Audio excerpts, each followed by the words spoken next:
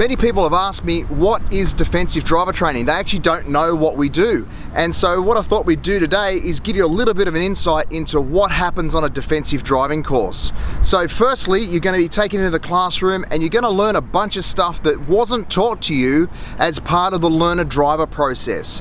And there's many more things to understand. Really, the learner driver process just teaches you to pass the course. We don't want to do that. We want to teach you to steer safely, and that's what our program's about. So that's the first element.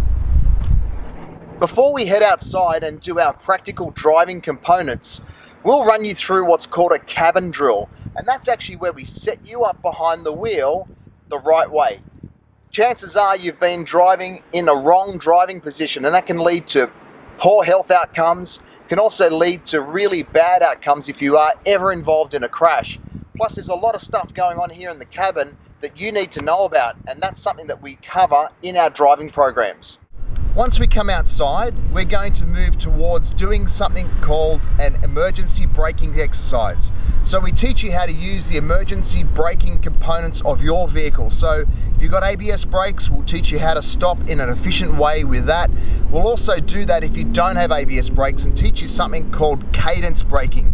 So it depends on the technology you have, but we teach you what you need to do in an emergency situation.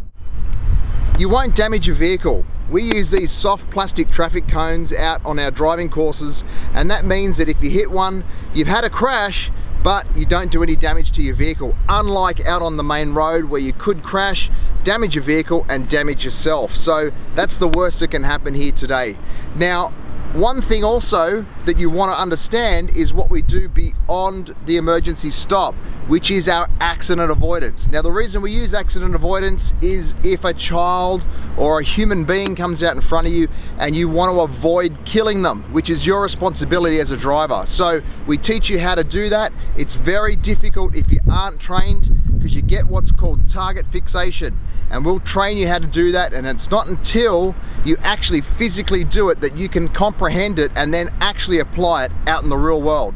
So they're some of the things that we do on our defensive driver training. We also have other training courses that cover off all the theory where you don't actually have to come out and drive, and it's still very effective for your workforce and for you. So look into our programs and get a little bit of a handle on what goes on in our driver training courses, and make sure you turn up.